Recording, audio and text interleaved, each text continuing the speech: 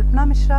आज आप सभी से जिस विषय पे चर्चा करने जा रही हूँ वो है सूर्य के गोचर के बारे में। सूर्य अपने सम बुध की कन्या राशि में 17 सितंबर दिन शनिवार प्रातःकाल 7:22 पर गोचर कर रहे हैं। कन्या राशि में सूर्य का यह गोचर हम सभी पर क्या प्रभाव देने वाला है, क्योंकि सूर्य वर्तमान समय में अपनी ही राशि सिंह में विचरण कर रहे हैं। कल प्रातःकाल 7:22 पर सूर्य अपने सम बुध की राशि कन्या में गोचर करेंगे, जहां पर आकर के ये बुध आदित्य योग का निर्माण करेंगे। बुध चूंकि अपनी ही उच्च राशि में है तो वहां पे भद्र योग पहले से बना रखा है बुध ने। फिर 24 तारीख को यहाँ पर शुक्र भी गोचर कर जाएंगे कन्या राशि में, जिसके कारण कलानिधि योग का भी निर्माण हो जाएगा। अब यह 3 योग राजयोग सूर्य के मित्र, सूर्य अपने ही नक्षत्र उत्तरा फाल्गुनी में रहने वाले हैं प्रारंभिक 10 दिनों में, 17 सितंबर से लेकर के 27 सितंबर तक। उसके उपरांत यह चंद्रमा के नक्षत्र हस्त नक्षत्र में रहेंगे और उसके उपरांत यह मंगल के नक्षत्र चित्रा नक्षत्र में रहेंगे। अब यह मित्र नक्षत्रों में सूर्य का यह गोचर मान सम्मान प्रतिष्ठा सरकारी नौकरी सभी प्रकार की प्रकाश का, हमारे जीवन में जितने भी प्रकार की एक पॉजिटिविटी है उसका कारक है सूर्य। यदि हमारी जन्म कुंडली में सूर्य पीड़ित हो तो हम कितने भी प्रयास कर लें, कितने भी सक्सेस हों, हमारी लाइफ में जो भी खुशियां आएंगी ना, हम कोई भी पॉजिटिव वर्क करने जा रहे हैं, कोई भी हम अच्छा कार्य कर रहे हैं, तो वह कार्य हमारा हमें प्रारंभ में दुख देगा, फिर बाद में ही हमें खुशी मिल पाती है उससे। हमें सम्मान, हमें अपनी लाइफ में पद मिलेगा, प्रतिष्ठा मिलेगी, खुशियां मिलेंगी, पैसा मिलेगा। लेकिन जन्म कुंडली में यदि सूर्य पीड़ित हो तो आपको मान सम्मान कदापि नहीं मिलेगा। ये सदैव याद रखिए कि जन्म कुंडली में सूर्य पीड़ित होना बहुत खराब होता है, क्योंकि अगर हमारे पास पैसा है तो भी हम सब में ये एक चाहत होती है कि हमें मान सम्मान मिले, चाहे रिश्ते हों, नाते हों, परिवार हो, फैमिली हो, समाज हो या हमारा वर्क प्लेस हो। हर जगह हर व्यक्ति चाहता है कि हमें मान सम्मान मिले, और यदि जन्म कुंडली में सूर्य पीड़ित है तो यह मान सम्मान हमें कभी भी नहीं मिलने देता है, क्योंकि सूर्य क्या है, प्रकाश है, तेज है, अंधेरा नहीं है, धूमिल नहीं है। तो जब वो जन्म कुंडली में फेवरेबल होगा तो हमारी लाइफ में हमें प्रकाश मिलेगा, हमारी रश्मि, हमारा तेज सब देखेंगे। और अगर ये नेगेटिव है तो हमारी जो पॉजिटिविटी है ना, हमारी जो अच्छाइयाँ हैं वो होंगी तो, लेकिन लोग उसे मान सम्मान नहीं दे पाते हैं। तो चलिए आज हम देखते हैं कि ये सूर्य जो 17 सितंबर को वक्री बुध के साथ गोचर कर रहे हैं, यह 12 राशियों पर क्या प्रभाव देने वाले हैं। तो इसे मैं 12 राशियों का हाल बताऊं, इससे पहले मैं आप सबसे विनम्र निवेदन करना चाहूँगी कि यदि आपको मेरे वीडियोस अच्छे लगते हैं तो प्लीज़ इसे लाइक करें, शेयर करें, सब्सक्राइब करें और हाँ, बेल आइकन दबाना ना भूलें, जिससे कि आपको मेरे लेटेस्ट वीडियो तुरंत प्राप्त हो सके। और अगली जानकारी, यदि आप मुझसे अपनी जन्म कुंडली दिखाना चाहते हैं, अपने बारे में कोई सलाह लेना चाहते हैं, तो नीचे दिए गए व्हाट्सएप नंबर्स पे आप मैसेज या कॉल कर सकते हैं। आप मुझे इंस्टाग्राम, फेसबुक पर भी फॉलो कर सकते हैं और मैं आपको आपकी लाइफ से संबंधित हर प्रकार की समस्याओं के बारे में सजेशन दे सकती हूँ। तो चलिए आगे बात करते हैं हम 12 राशियों के हाल के बारे में। सूर्य का यह गोचर 12 राशियों पे क्या प्रभाव देने वाला है। तो सबसे पहली राशि मेष राशि। मेष राशि चूंकि सूर्य के मित्र मंगल की राशि है, तो वैसे तो यह गोचर मेष राशि वालों के लिए बहुत अच्छा रहने वाला है, किंतु देखना यह भी होता है कि यह गोचर किस भाव से हो रहा है। मेष राशि के जातकों के लिए यह गोचर उनके 6ठे भाव से हो रहा है। 6ठे भाव रोग रिपु ऋण का भाव होता है, कर्ज का भाव होता है, कोर्ट कचहरी का भाव होता है, लंबी बीमारी का भाव होता है। तो इस भाव में जब सूर्य को एक तरह से पापी या क्रूर ग्रह भी कहा जाता है, तो जब सूर्य गोचर करेंगे यहाँ से, तो मेष राशि के जातकों को जो सबसे विशेष रूप से ध्यान देने वाला विषय है वो है स्वास्थ्य। स्वास्थ्य का मेष राशि के जातकों को बहुत ज़्यादा ध्यान रखने वाला है, क्योंकि इनके स्वास्थ्य में किसी न किसी प्रकार की समस्या आ सकती है सूर्य के इस बुध की कन्या राशि में गोचर के दरमियान। अगली चीज, यदि आपके शत्रु बहुत ज्यादा हैं तो इस समय आपके सभी शत्रुओं का नाश होता दिखाई दे रहा है, अर्थात आपको शत्रुओं से निजात मिलती हुई दिखाई दे रही है इस गोचर के दौरान। आपके कोर्ट कचहरी के मसले थे, आपको उसमें विजय मिल रही है, क्योंकि सूर्य जब इस भाव में आएंगे तो इसके दुष्परिणामों को वो जला देंगे। अपने आप सूर्य में बहुत ज़्यादा तेज होता है, बहुत ज़्यादा प्रकाश होता है, तो वह इसके दुष्परिणामों को ख़त्म कर देते हैं। तो यहाँ पे सूर्य का जो आपको सिर्फ नेगेटिव रिफ्लेक्शन जो मेष राशि के जातकों को देखने को मिलेगा, वह मात्र एक है कि उन्हें अपने स्वास्थ्य का ध्यान रखना पड़ेगा। जीवन साथी से भी थोड़ा बहुत विरोध हो सकता है, झगड़ा लड़ाई हो सकती है, अन्यथा अन्य दृष्टिकोणों से यह गोचर मेष राशि के जातकों के लिए ठीक ठाक रहने वाला है। बस किसी प्रकार का यदि आप पे कर्ज है तो उसको इस टाइम पीरियड में चुकता करने का प्रयास करें, क्योंकि सूर्य नीचाभिलाषी हैं। नीचाभिलाषी का तात्पर्य कि अभी सूर्य कन्या राशि में है, इसके बाद सूर्य तुला राशि में आ जाएंगे। तुला राशि में सूर्य नीच के होते हैं, और जब सूर्य नीच के होंगे तो आपको बहुत सारी प्रॉब्लम्स आ सकती हैं। इसलिए प्रयास ये करें कि इसी टाइम पीरियड में आप अपने कर्जे उतार दें, और यदि आप घर जमीन आदि से संबंधित कोई कार्य प्रारंभ करना चाहते हैं तो बहुत उत्तम समय नहीं है, उसके लिए आप बहुत ज़्यादा प्रयास मत करें। और इसके अतिरिक्त आपके जितने भी लव रिलेशनशिप हैं उसमें भी बहुत अच्छा रिजल्ट आपको नहीं देखने को मिलेगा। हाँ, प्रतियोगी छात्रों के बारे में मैं ज़रूर बोलूँगी कि ऐसे विद्यार्थी जो प्रतियोगी परीक्षा की तैयारी कर रहे हैं, किसी कॉम्पिटिटिव एग्जाम की तैयारी कर रहे हैं, उनके लिए यह गोचर बहुत ही अच्छा साबित होने वाला है। आप लगातार परिश्रम करते रहे, आपको विशेष सफलता मिलती हुई दिखाई दे रही है। अब हम आते हैं उपाय के रूप में। आप क्या कर सकते हैं? आपको प्रतिदिन सूर्य को अर्घ्य देना है। चूंकि पितृ पक्ष चल रहे हैं, श्राद्ध पक्ष चल रहे हैं, तो यदि आपके ऊपर किसी तरह का पितृ ऋण है तो आप तर्पण अवश्य करें। और आपको सूर्य को जल देते समय सूर्य आपका जो जल है उस लोटे में आपको लाल रंग का रोली या चंदन आपको डालना है, उसके बाद सूर्य को अर्घ देना है। अगली राशि आती है वृषभ राशि। वृषभ राशि के जातकों के लिए सूर्य का बुध की राशि में, कन्या राशि में यह गोचर बहुत ही लाभकारी या अति उत्तम होने वाला है।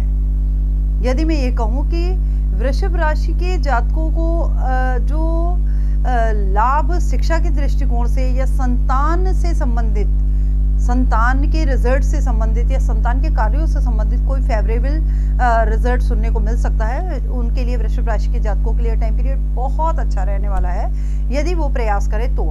हाँ, ध्यान रखने की आवश्यकता कहाँ पे है वृषभ राशि वालों को? प्रेम प्रसंगों में आपके पूर्णतः अलगाव दिखाई देता है।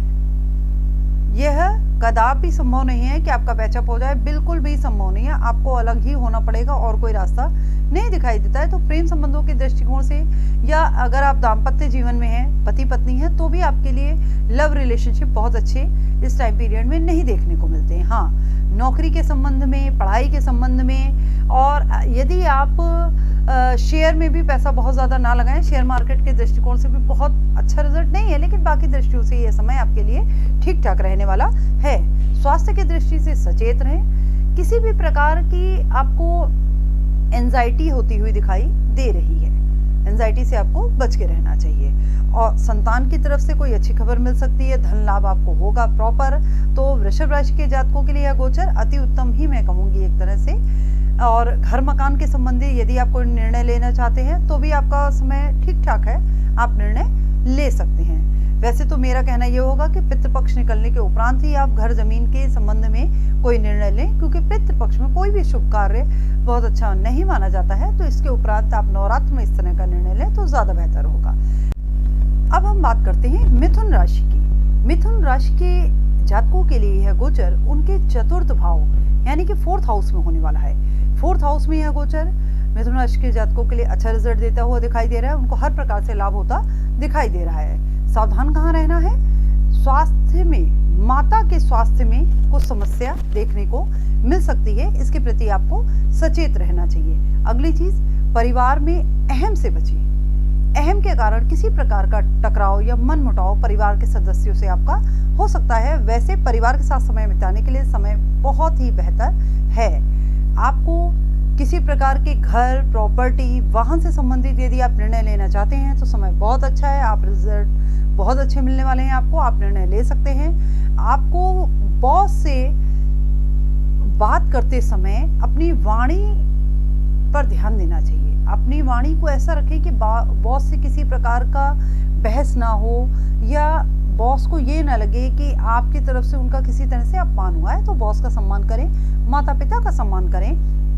किसी भी प्रकार की वाणी संबंधी कर्कशता से मिथुन राशि के जातकों को बच के रहना चाहिए। वैसे तो मिथुन राशि के जातक वैसे वाणी के मामले में अच्छे होते हैं, ध्यान रखते हैं, फिर भी विशेष सावधानी रखनी चाहिए आपको। किसी कार्य पे निकलने से पहले माता के पैर छुएं, सूर्य देव को जल चढ़ाकर ही घर से निकलना है आपको। सचेत आपको कहाँ रहना है, किसी से बहस में ना पड़े और घर में दाम्पत्य जीवन में किसी भी प्रकार के टकराव से बचना है। धन लाभ की दृष्टिकोण से बहुत अच्छा समय है, और वो सभी छात्र जो किसी प्रतियोगी परीक्षा की तैयारी कर रहे हैं उनके लिए भी समय अनुकूल है। आपकी सभी बाधाएं दूर होती दिखाई दे रही हैं। शिक्षा के दृष्टिकोण से समय बहुत उत्तम है। लव रिलेशन के दृष्टिकोण से समय थोड़ा सा कमजोर दिखाई देता है मुझे, लेकिन बाकी दृष्टियों से समय अच्छा है। शेयर मार्केट में यदि आप पैसा लगाना चाहते हैं तो भी समय ठीक ठाक है, आपको ठीक ठाक रिजल्ट मिलते हुए दिखाई दे रहे हैं। अब आते हैं हम अगली राशि कर्क राशि। कर्क राशि के जातकों के लिए यह गोचर उनके 3rd हाउस से होने वाला है। पराक्रम, पुरुषार्थ का घर, 3rd हाउस। अब जब 3rd हाउस में वैसे तो सूर्य बहुत अच्छा माना जाता है, लेकिन सूर्य तेज का, प्रकाश का कारक है। जब वो 3rd हाउस में आएगा, कर्क राशि चंद्रमा की राशि है, जो एक सॉफ्टिकेटेड, बहुत ही भावात्मक टाइप के लोग होते हैं, इनको यहाँ पे सूर्य का गोचर बहुत मेहनत कराते दिख रहा है। लाभ आपको होगा, मैं ये नहीं कह रही हूँ आपको लाभ नहीं होगा, ये मेहनत आपको रिजल्ट देती हुई जाएगी, लेकिन हाँ, आपको मेहनत से जी नहीं चुराना है। आपको ध्यान रखना है कि आप जी तोड़ स्ट्रगल करें, जिसका आपको आगे आने वाले टाइम में रिजल्ट भी मिलेगा और बहुत ही अच्छा रिजल्ट मिलेगा। कन्या राशि के जातकों के लिए कर्क राशि के जातकों के लिए जो विशेष ध्यान रखने वाली बात है वह ये है कि माता के स्वास्थ्य का विशेष ध्यान रखें। भाई बहनों से संबंध मधुर होंगे, दोस्तों से संबंध मधुर होंगे, लेकिन वाणी पे आपको तब भी नियंत्रण रखना होगा। वाणी पर किसी भी प्रकार के अवरोध, बहुत ज़्यादा तर्क वितर्क से आपको बचना चाहिए। आपको यह ध्यान रखना चाहिए कि आपकी किसी से कोई बेवजह की बहस ना हो। बेवजह की बहस से भी बचने का प्रयास कर्क राशि के जातकों को रखना चाहिए। स्वास्थ्य के दृष्टिकोण से थोड़ी बहुत सर्दी जुकाम आपको हो सकता है। सर्दी जुकाम बुखार से विशेष सावधान रहें। अब हम बात करते हैं अगली राशि सिंह राशि। सिंह राशि के जातकों के लिए यह गोचर उनके 2nd हाउस से होने वाला है। 2nd हाउस में सिंह राशि का यह गोचर धन, कुटुंब के भाव में, वाणी के भाव में सूर्य का यह गोचर यूं तो ठीक ठाक है। धन लाभ के दृष्टिकोण से यह गोचर बहुत अच्छा है, किंतु हम वाणी से कुटुंब में किसी प्रकार की समस्या या किसी भी प्रकार के अलगाव से इनकार नहीं कर सकते हैं। वाणी पर आपको विशेष कंट्रोल रखना होगा और दाम्पत्य जीवन में भी थोड़ा सावधान होकर रहें सिंह राशि के जातक। हाँ, धन लाभ के दृष्टिकोण से समय अच्छा है, आपको धन लाभ हो रहा है, लेकिन वह धन आपका कुटुंब पे, परिवार पे खर्च होता भी दिखाई दे रहा है। आपके पास जो धन आ रहा है वो धीरे धीरे करके खर्च होता भी इसमें दिखाई दे रहा है। आपको विशेष रूप से स्वास्थ्य के दृष्टिकोण से यदि मैं बात करूं तो गले और छाती संबंधी समस्या आपको हो सकती है, इसके लिए आपको सावधान रहना चाहिए।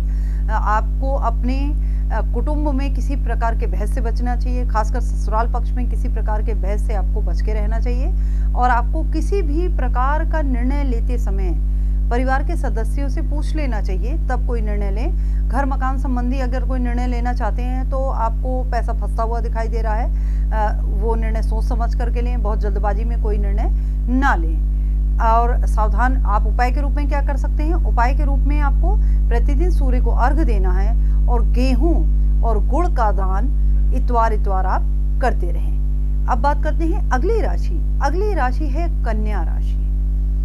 कन्या राशि के बारे में मैं ये कहूँगी कि यदि यह गोचर किसी के लिए आया है तो वो आया है कन्या राशि के जातकों के लिए। कन्या राशि के जातकों के लिए सूर्य का यह गोचर बहुत ही बेहतर साबित होने वाला है। किसी राशि के लिए अगर ये जो मैंने बोला कि 3 राशियां जो सबसे ज्यादा भाग्यशाली राशियां हैं, तो उनमें से सबसे पहली राशि जो है वो है कन्या राशि।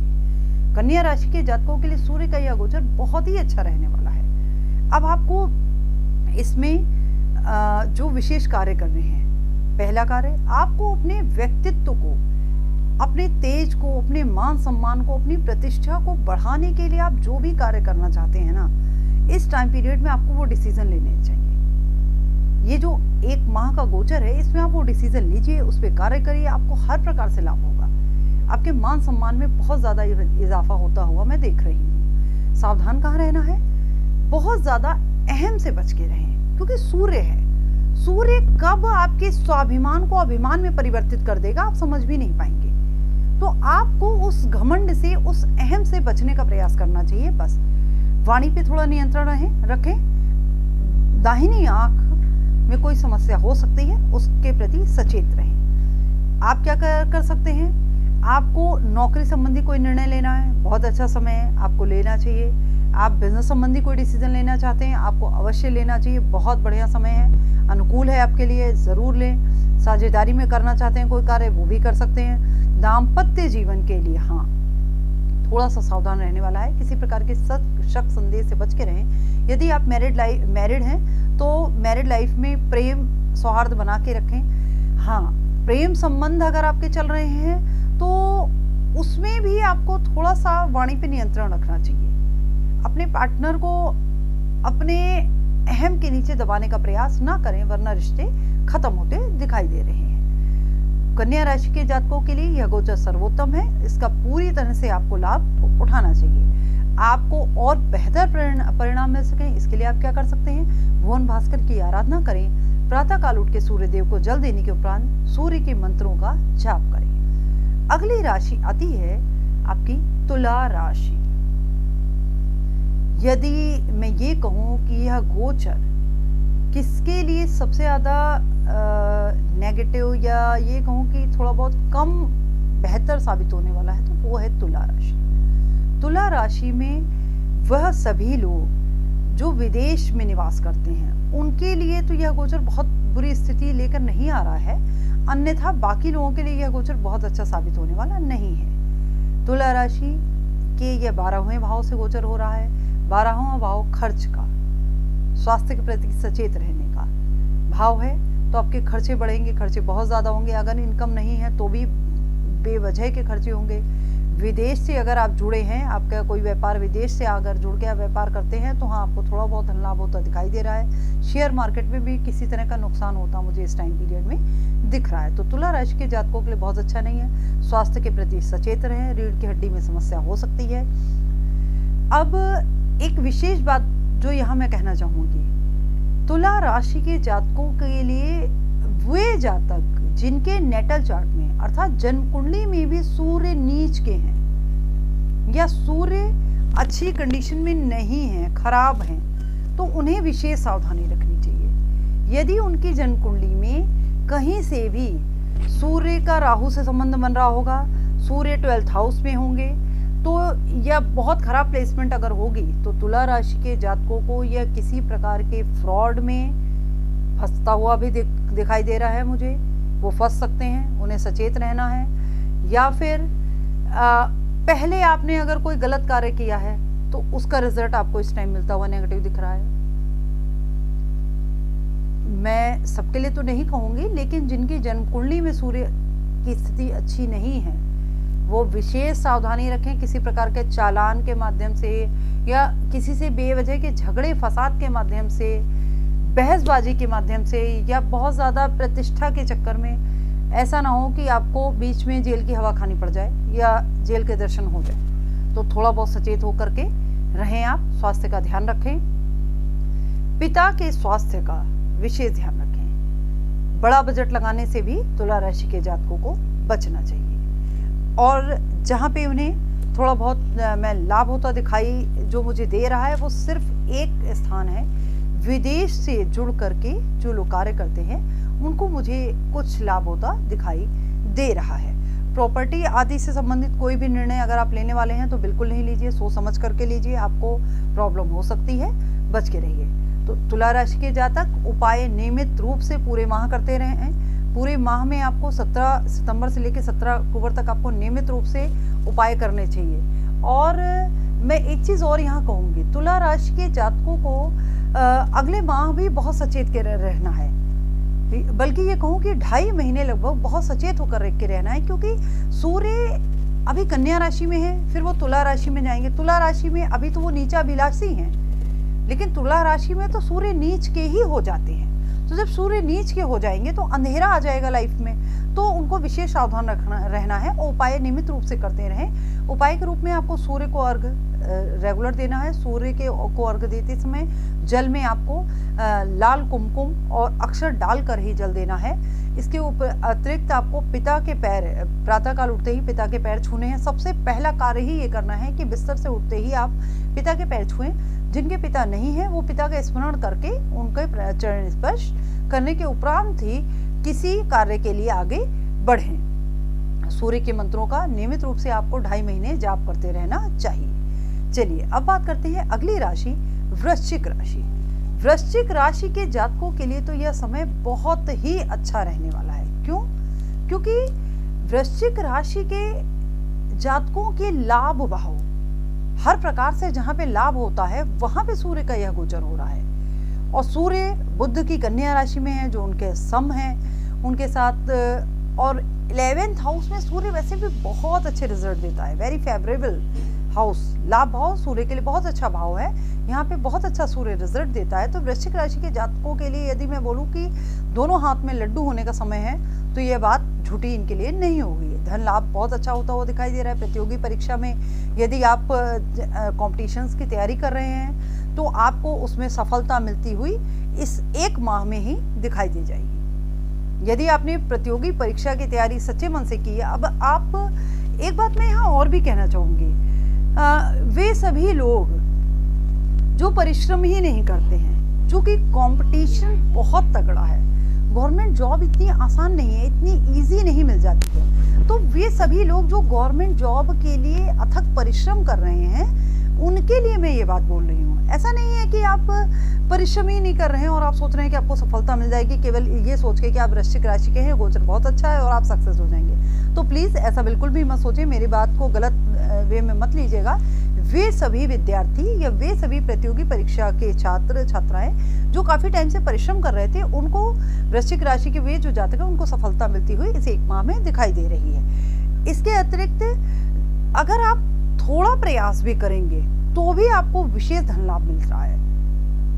शेयर मार्केट के दृष्टिकोण से यदि मैं देखूं तो वृश्चिक राशि के जातकों के लिए शेयर मार्केट की दृष्टि से भी टाइम ये सुपर्ब कहूंगी, फेवरेबल कहूंगी, बहुत बढ़िया टाइम है, गोल्डन पीरियड है, इसका यूटिलाइजेशन करें। शेयर मार्केट में भी आपको बहुत अच्छा लाभ होता दिखाई दे रहा है। हाँ, थोड़ा सा बुद्धि का इस्तेमाल करिएगा, केवल किसी के चढ़ाए में आकर के या किसी के बहकावे में आकर के ही पैसा इन्वेस्ट नहीं कर दीजिएगा, वरना अगर आप थोड़ा सा भी सोच समझ के इन्वेस्टमेंट करते हैं तो शेयर मार्केट से आपको बहुत अच्छा बजट मिलता हुआ मुझे दिखाई दे रहा है। यदि आप बच्चों के संबंध में कोई डिसीजन लेना चाहते हैं, बच्चों की शादी के बारे में कोई डिसीजन लेना चाहते हैं, वो लेडीज जो प्रेग्नेंट हैं, डिलीवरी होने वाली है, पुत्र की प्राप्ति हो सकती है या बहुत भाग्यशाली संतान की प्राप्ति होती है, मुझे इस टाइप पे दिखाई दे रही है। अगली चीज़ की, यदि आप प्रॉपर्टी संबंध या बच्चों के नाम पे कोई प्रॉपर्टी लेना चाह रहे थे तो उसके लिए भी टाइम बहुत अच्छा है, बहुत बढ़िया फेवरेबल टाइम है, आप डिसीजन ले सकते हैं इस एक माह में। अभी पितृपक्ष निकलने के उपरांत आप इस प्रकार का कोई भी निर्णय ले सकते हैं।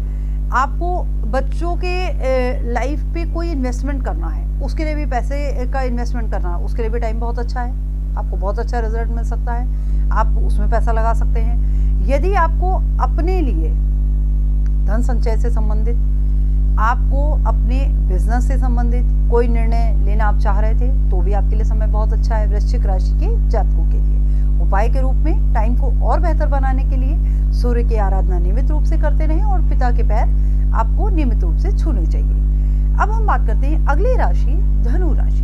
धनु राशि जिसके मालिक देवगुरु बृहस्पति होते हैं, जो कि सूर्य के मित्र ही हैं। बहुत बढ़िया समय है। जो सूर्य का यह गोचर जिन 3 राशि के जातकों के लिए मैं बोल रही थी कि बहुत अच्छा रहने वाला है, तो उनमें से एक राशि धनु है। बहुत बढ़िया है ये टाइम धनु राशि के जातकों के लिए भी। क्यों?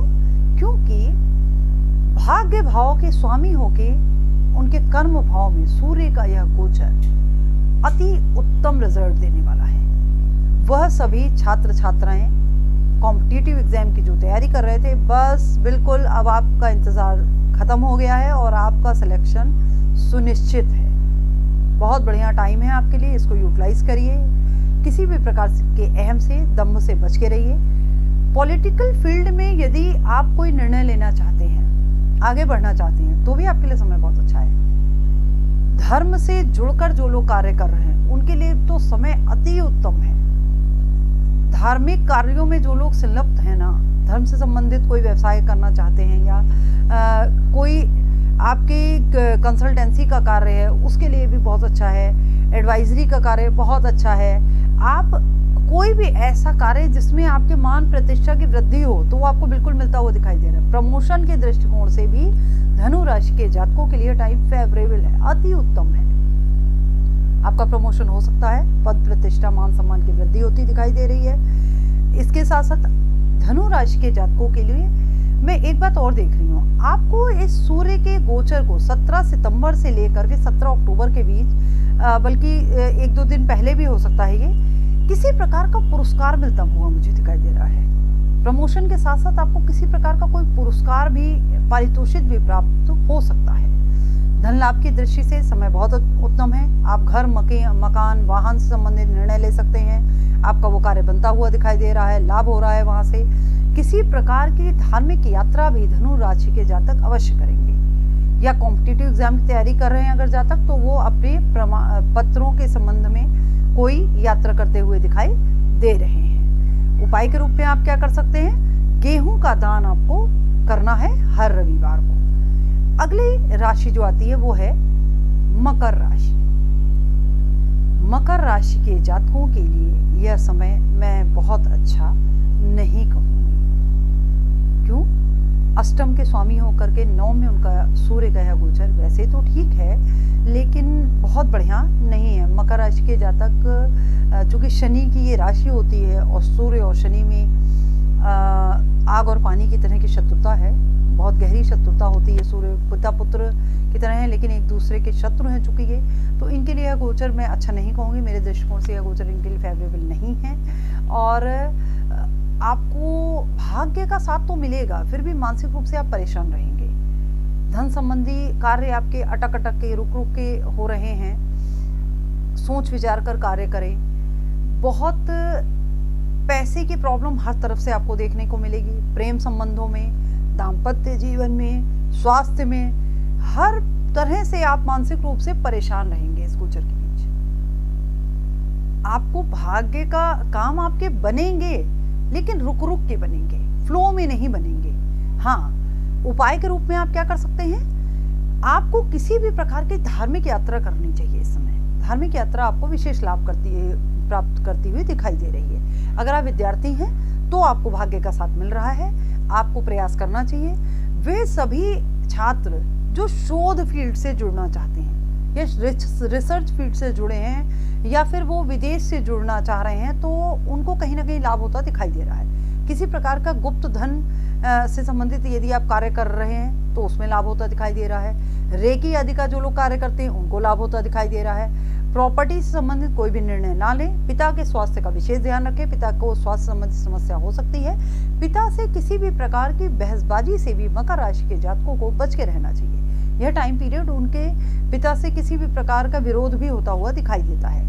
तो मकर के राशि के जातकों को उपाय के रूप में धार्मिक यात्रा आपको करनी चाहिए और सूर्य को नियमित रूप से अर्घ्य देना चाहिए। पिता से ना बनती हो तो भी पिता के पैर छूने का प्रयास करें। अगली राशि है कुंभ राशि। कुंभ राशि के जातकों को तो बहुत सावधान रहने वाला है। सप्तम के स्वामी होकर के अष्टम में सूर्य का यह गोचर, वैसे तो सूर्य को अष्टम का दोष नहीं लगता है, तब भी सूर्य का यह गोचर अष्टम में बहुत अच्छा मैं नहीं कहूँगी। रीढ़ की हड्डी से संबंधित, नसों से संबंधित, आंखों से संबंधित, पेट से संबंधित स्वास्थ्य के दृष्टिकोण से अगर मैं कहूँ तो पेट से संबंधित कोई बहुत बड़ी प्रॉब्लम इनकी हो सकती है, खासकर जिन्हें बवासीर, पाइल्स आदि की प्रॉब्लम है, उन्हें बहुत ध्यान रखना है। बहुत ज़्यादा पेट के लिए आप बहुत सतर्क रहें, आपको बहुत प्रॉब्लम हो सकती है इस सूर्य के गोचर के दरमियान। आपको किसी भी प्रकार के इन्वेस्टमेंट से बचना चाहिए, व्यापार में कोई भी निर्णय मत लें, आपको स्वास्थ्य के प्रति विशेष सचेत रहना चाहिए। पिता से संबंध खराब हो सकते हैं, बल्कि मैं ये कहूँगी कि आपकी संतान आपको धोखा दे सकती है।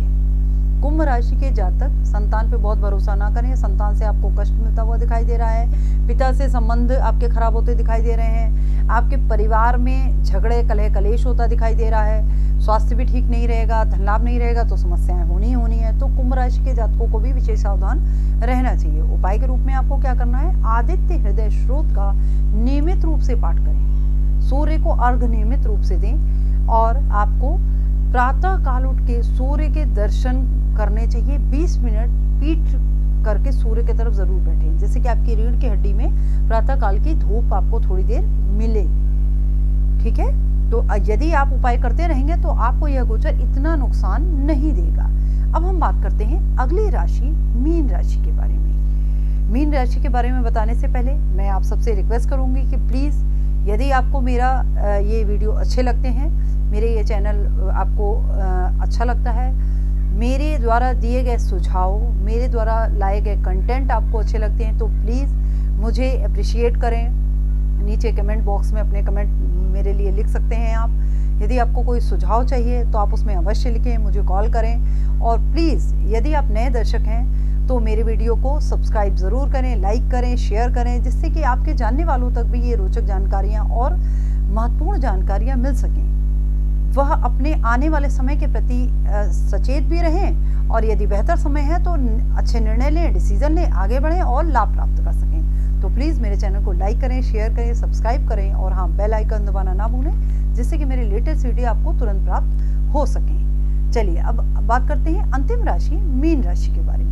मीन राशि के जातकों के लिए यह गोचर उनके सप्तम भाव से हो रहा है। सप्तम भाव में सूर्य का यह गोचर, वैसे भी सप्तम में सूर्य बहुत अच्छा रिजल्ट नहीं देते हैं, शक संदेह पैदा करते हैं, दाम्पत्य जीवन के लिए गोचर बिल्कुल भी अच्छा नहीं है। पार्टनरशिप का भाव है, यदि आप पार्टनरशिप में कोई व्यापार करने की सोच रहे हैं तो इस समय निर्णय बिल्कुल भी ना लें, यह समय आपके लिए अच्छा नहीं है। यदि आप पार्टनरशिप में पहले से व्यापार कर रहे हैं तो सावधान रहें, धन से संबंधित कोई गड़बड़ हो सकती है, कोई फ्रॉड हो सकता है, आपको सावधान रहना है।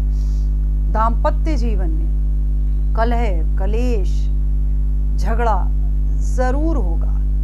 किसी भी प्रकार के मनमुटाव से बचने के लिए बेवजह की बहसबाजी से बचने का प्रयास करें, थोड़ा दूर हटके रहें, शक संदेह से बचें, अपने मोबाइल आदि को संभाल के रखें। ध्यान रखिए मीन राशि के जातक, बाद में भाई नहीं कहिएगा कि मैंने आपको सचेत नहीं किया, किसी प्रकार की समस्या हो सकती है, क्योंकि बेवजह के शक संदेह आपकी लाइफ में प्रॉब्लम क्रिएट ज़रूर करेंगे। फ्रॉड भी हो सकता है और मैरिड लाइफ में भी प्रॉब्लम हो सकती है, तो अक्लमंद को इशारा काफ़ी आपको ध्यान रखना चाहिए। हाँ, विद्यार्थियों के लिए मैं ये ज़रूर कहूँगी, वो सभी विद्यार्थी जो रिसर्च फील्ड से जुड़े हैं उनको ज़रूर इस टाइम पीरियड में लाभ होता दिखाई दे रहा है। बाकी लोगों का समय बहुत अच्छा नहीं है। इन्वेस्टमेंट के पर्पज से शेयर मार्केट में जो जातक मीन राशि के जातक पैसा लगाने की सोच रहे हैं, बिल्कुल ना लगाएं। पुराना कोई लगाया हुआ पैसा है तो उसके संबंध में भी कोई बड़ा निर्णय ना लें, बहुत अच्छी स्थितियां नहीं है, बहुत सोच समझ के कार्य करना चाहिए।